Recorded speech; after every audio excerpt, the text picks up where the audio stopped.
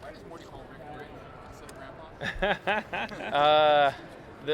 The honest answer is because the original like shorts that I made for Channel 101, it was Doc, like, oh geez Doc, it's like Doc Brown and Marty McFly. It's like, oh geez Doc, what are we gonna do?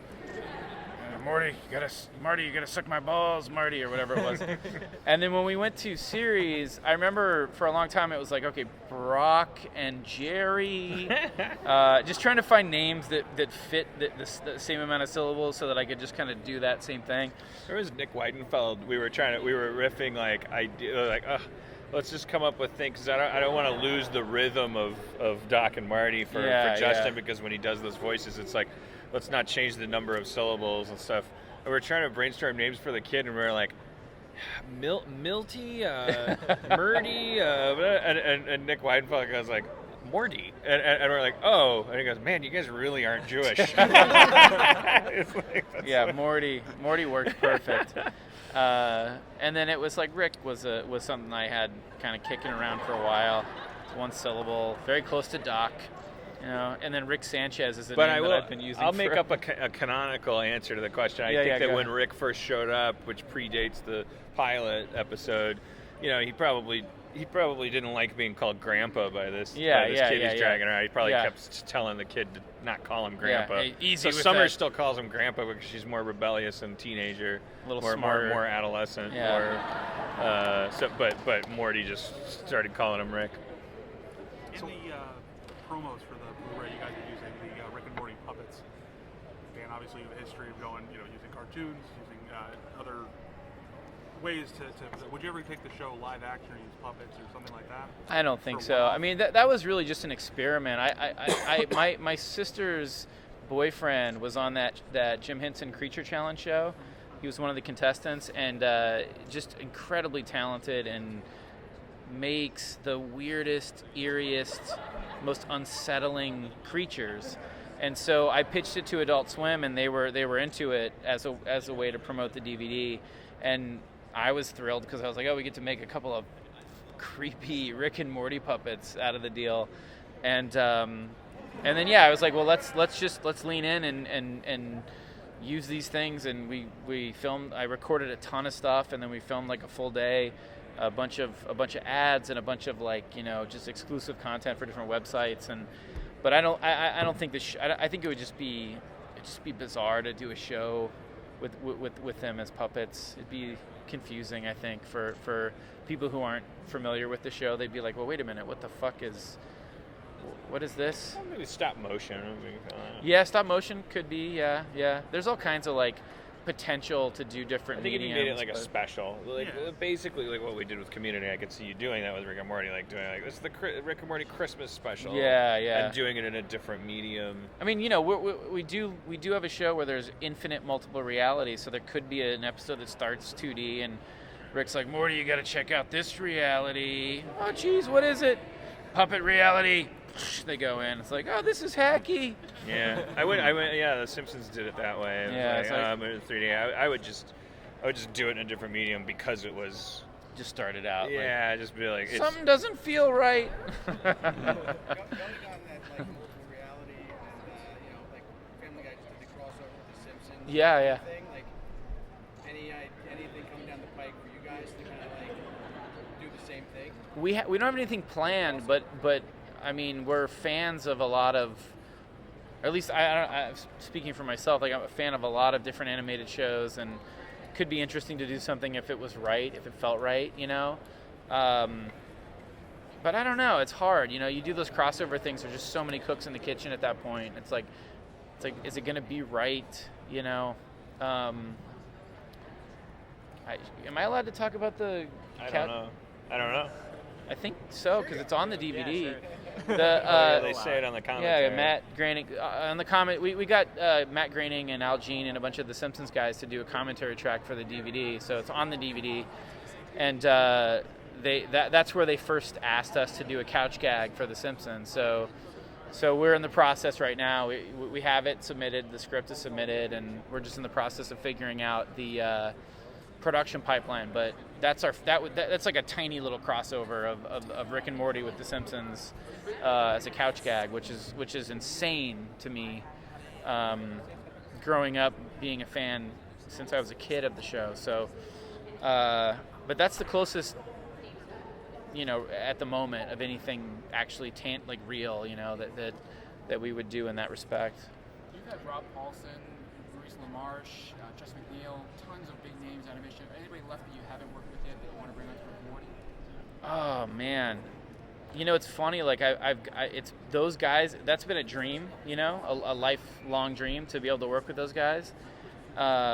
Maurice is incredible. They're all amazingly talented, incredible, and there definitely is more. But it's like I on the spot, I can't think of anybody on the spot at this moment. We hit a few more fantasies in the second season of mine. We got Stephen Colbert to do a character, Yep. Werner Herzog. Yep. We got some great Battlestar Galactica folks. Who else did we have? There's other big names that we had do season 2, right? I can't remember. Key. Oh, Key yeah, and Peele. yeah. He's in an episode. He's great. I almost feel like every episode. Andy Daly's in one. A bunch of Mr. Show guys, if you're Mr. Show fans. But yeah, there is. Who are we forgetting? There's another big one that. I don't know. I can't remember. Real big one.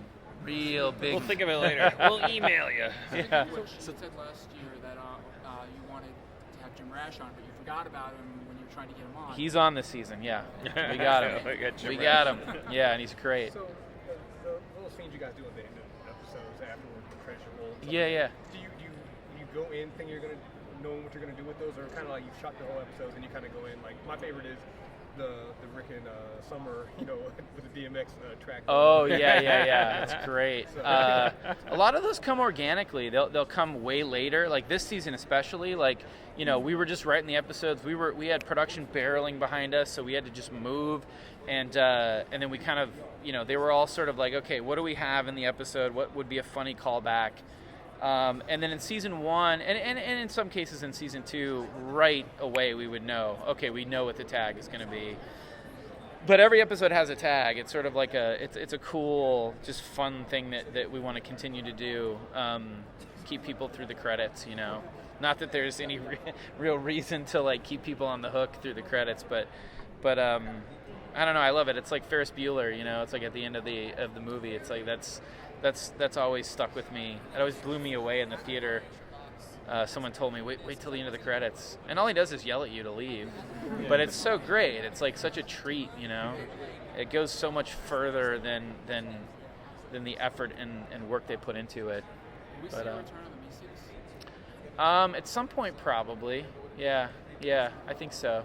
But I just don't know how. I mean, again, like we were talking about this earlier, it's like, we're being really careful not to bring popular characters back just for the sake of bringing them back. We want to really make sure it's an organic reason that we're writing. Worried about the curse of Community, which is that if you do a callback or exhibit some continuity, even if it's not deliberately inside, even if it functions on its own, then the critics say, oh, there's this thing, it's called the human being or Annie's boobs, and then somehow the culture gets created that the show isn't appropriate for new viewers, which isn't true, Yeah. Or I don't know, like I watched that happen to Community, and I'm like, well, come on, no, this show would be fine to watch the first episode of the 5th season. So I think I kind of feel like if there's a second season, if there's no Meeseeks box in the second season, then there can be one in the third. Sure, yeah, and it's also just having a story that's great that would be conducive to the Meeseeks box. But we did pitch a ton of ideas. Throwing it over your shoulder, like my pitch with the Meeseeks is it's just like the sonic screwdriver in Doctor Who. Like every once in a while you need something done, so you get a Meeseeks out. But I was very gun shy about doing callbacks in the second season. Yeah. So the writing process for a typical episode, like the season 1, the Dream episode, for example. how does that go about? Do you kind of come up with the idea of, the sort of from the character interaction, then you're like, hey, it would be cool to do like kind of like, a riff on Inception with this? Or does it start that you're like, man, I'd kind of like to do something that kind of spoofs Inception and model it around that was like 2 A stories, remember? That was like early on. That was one of the first ones we wrote after we got the season greenlight. We broke the stories. We went off. You were out for a couple of weeks, and we broke something, and then we came back and pitched it to you, and we reworked it and made it way better. And then we spent the most time on that one. We kept going back out. We kept rewriting, polishing, because it really was cramming 2 A stories together. But yeah, I don't know. Like, I'm forgetting the point of the. Sorry, I'm starting to get tired. But no, I mean.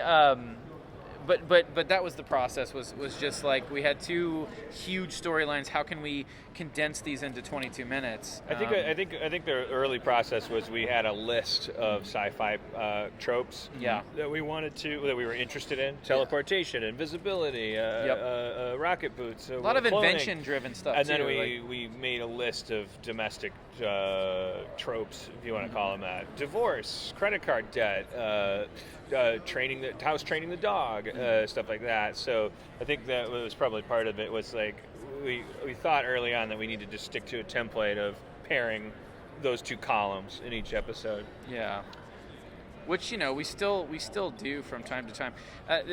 It's funny, man. The season 1's a lot. Like you look at it now, kind of after all the time away from it, it's driven by Rick's sort of crazy inventions. A lot of the stories, whereas season 2 is a little more like open, it's a little bigger, and it's not, there's still Rick's inventions and stuff, but they're not really, it's not like, Jerry, here, use this, right, see you later, and then that whatever he gave him causes, wreaks havoc.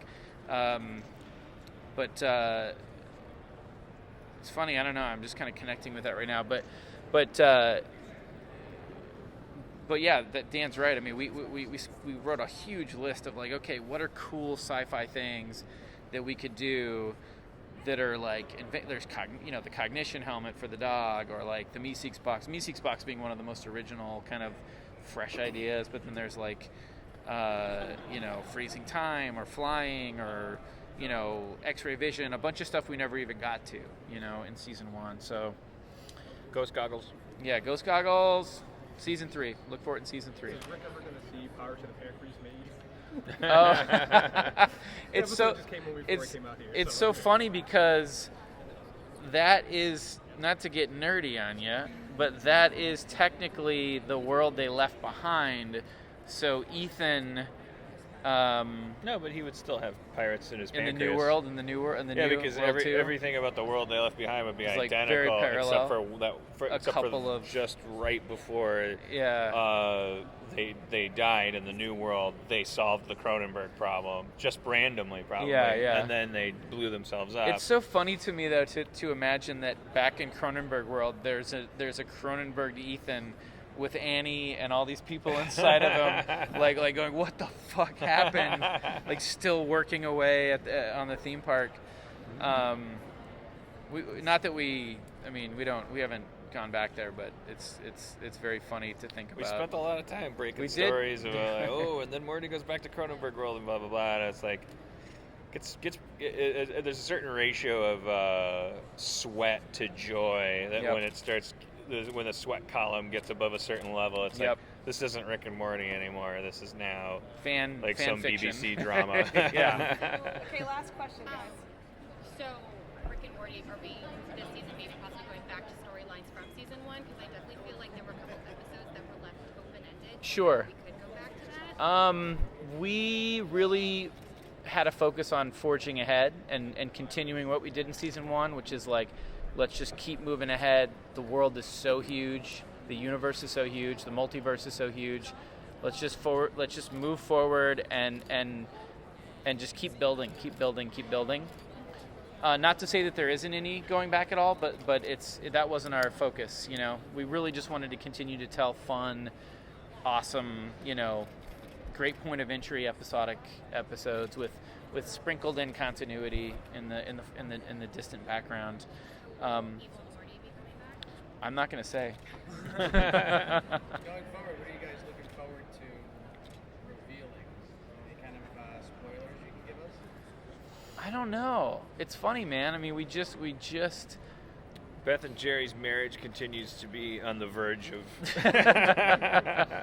of dissolution. It's very funny this season. Their arc is very, they're good, they're bad, they're good, they're bad. But Jerry's unemployment reaches new levels of of hilarity. Yeah. That's it. Thank you guys. We gotta get them to the family. Thank you so much. Thank you guys. Thank you.